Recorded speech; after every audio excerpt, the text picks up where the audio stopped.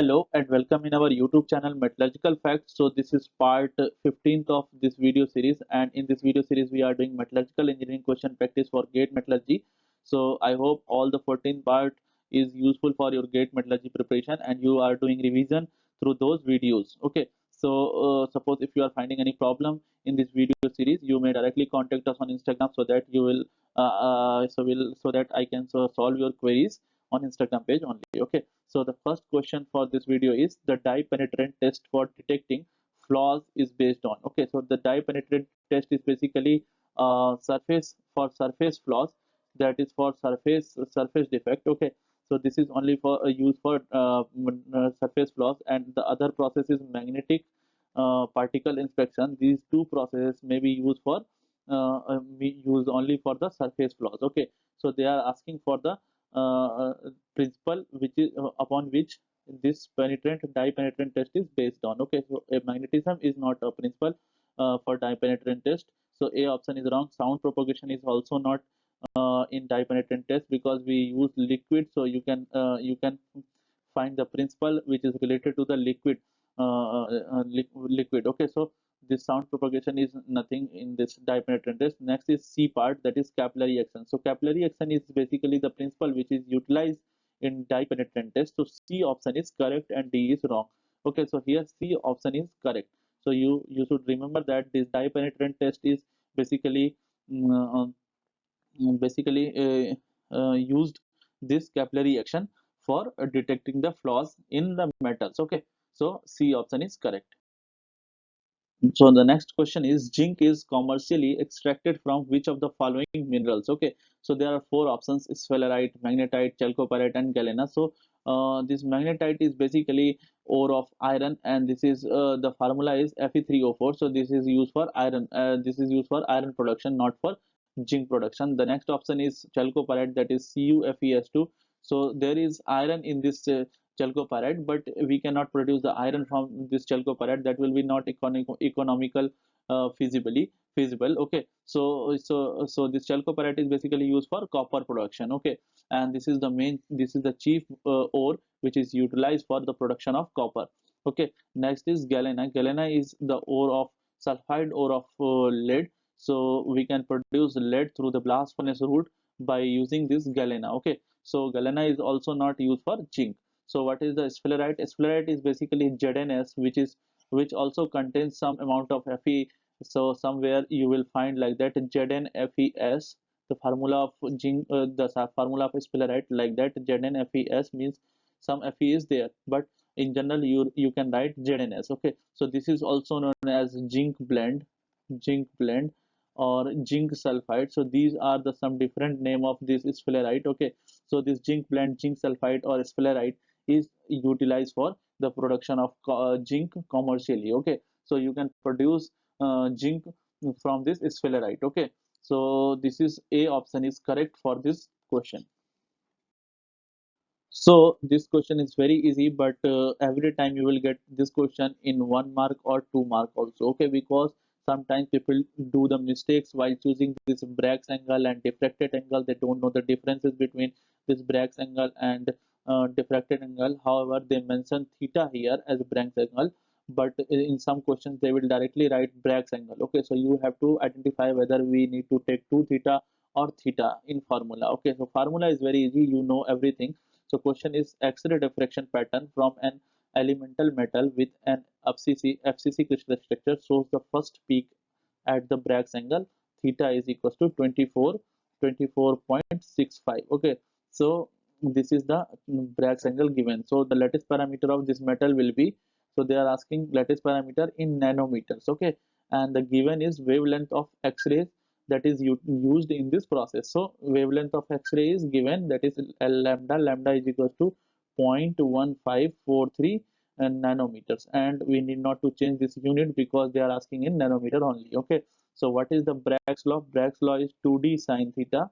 2d sine theta is equals to L lambda, where this d is basically interplanar spacing. Okay, and you can relate this interplanar spacing with the lattice parameter like that. D is equals to A by under root of h square plus k square plus l square. Okay, so in this question there is a trick that they are asking that this is the first peak. So for FCC metal, you know the ratio of h square plus k square plus l square is like that, that is 3 raised to 4 is to 8 is to 11. Okay, so the first peak is 3, so h square plus k square plus l square is equals to 3 for this question. Okay, because they are asking for first peak only, so you will use this h square plus k square plus l square in this formula. So d you can replace by this equation. So d is equals, so 2 is equal to multiplied by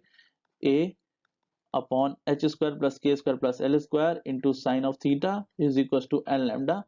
Now we will put the values here in this formula. So 2 multiplied by a, we don't know about this a, so we need to find this a value, that is lattice parameter, and h square plus k square plus l square is 3 because this is first peak of FCC. So under root of 3 multiplied by sine theta. So this sine theta is basically 24.65 degrees is equals to n is equals to 1, that is order of reflection, and lambda value is given, that is 0.1543. So from here we will try to find out this a value. Okay, so a value will be equals to 0.1543 by 2 multiplied by 0.4170. So from here you will get this a value, that is 0.320.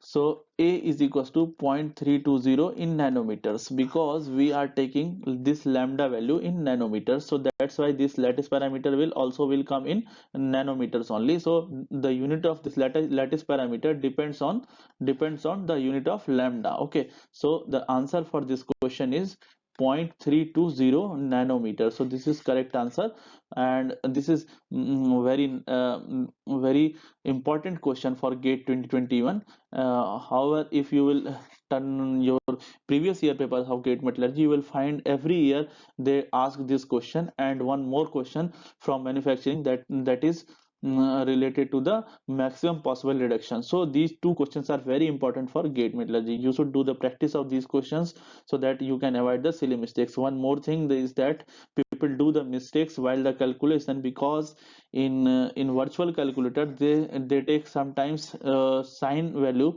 as sine hyperbolic, that is sine h. You need not to take sine hyperbolic, you need to take sine theta values in virtual calculator. So while doing this numerical, you can remember these things so that you will not do the silly mistakes. Okay, so these are easy questions but you can do the mistakes, that's why I choose this question in practice session. So the next question is matching type of question, and this question is from GATE 2020. This question is very nice. So in column first they mentioned some ceramic names, and in column two some applications is also given. Okay, so this is basically a physical metallurgy question. So you can write like that PQRS. In our one of the video in parallel session we are doing practice of matching type of questions, so now you are aware of that those matching type of questions. Okay, and we will try to add few more matching type of questions in this video series so that you can do the practice more and more before getting exam. Okay, so P is mullite. Mullite is basically a refractory material which is having formula Al2O3 into 2SiO2, that is 3Al2O3 2SiO2. So this mullite is basically ceramic which is utilized at high temperature with the good strength and resistance to spalling, and mechanical stability is also very good. Okay, so that's why we can use this mullite as a refractory material. Okay, so P we can match by 2. Okay, the next thing is that spinel ferrite. So this spinel ferrites uh, or the FeSi alloys we can use in soft magnet or in a magnetic material. So Q we can match by 4. And the next thing is that tungsten carbide. So you know this tungsten carbide is very hard, and this is used in cutting tools. You can use this tungsten carbide for cutting the diamond also. Okay, so this is used as a cutting tools. This ceramic material, that is tungsten carbide TiC, is used for cutting tools. Okay, so R you can match by 1, and the next one is barium titanate. So barium titanate is having its own properties, that's why these are used in piezoelectric material. Okay, so this S you can match by 3. So we have code 2413. So the options which is starting other than 2, so you can cross those options. So B is wrong, C is wrong. Now we have A option and D option. Okay, so A option is 2 3 means Q, they are saying Q is 3 means spinel ferrites is used for as a piezoelectric material. So this is wrong because we know that this is spinel ferrites may be used for soft magnet only. Okay, and R is 1, that is correct, as barium titanate is 4. Okay, so this D option is correct. Okay, so here this is the explanation you should remember about the mullite and also about the tungsten carbide and barium titanate. Okay, so if you find some times for reading about this barium titanate, you can read, because this barium titanate is very important. They may ask any question from this topic. Okay, so D option. So the next question is alpha titanium. Alpha titanium exhibits crystal structure at room temperature. So this question is recently been asked in RINL 2020 exam. Okay, so this question is also very important, and you should know about the titanium. That is, titanium undergoes into in allotropic change, allotropic transformation. You can say allotropic transformation at temperature 882 degrees centigrade or something 885 you can take. Okay, so this titanium is alpha titanium below this temperature, below this below 882 degrees centigrade. That means from room temperature to 882 degrees centigrade, it is alpha titanium, and the crystal structure of this alpha titanium is SCP, that is hexagonal close pack. Okay, that is SCP structure. And above this 882 degrees centigrade, or you can say the above high temperature, this titanium is called beta titanium after the allotropic transformation. Okay, so this beta titanium having crystal structure of BCC, so body centered cubic. Okay, so here they are asking at the room temperature. That's why this question is a little bit tricky, because sometimes people do the mistakes. They will see this titanium and they will take with the VCC, but this is wrong.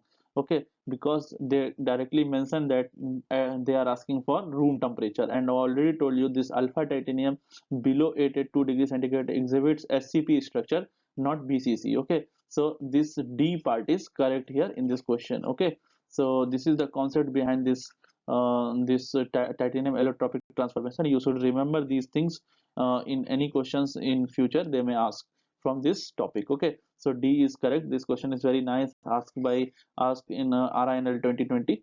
Okay, so D is correct answer. Thank you guys for your attention. Hope you understood the concept of the questions I have told in this video, and I hope that you will share this video series with the GATE aspirants, those who are going to write the GATE exam on 14th of the February. Okay, so please try to share this video as much as you can, so that everyone will get benefit. Okay, so thank you, and subscribe our channel and press bell icon for getting notification. Thank you.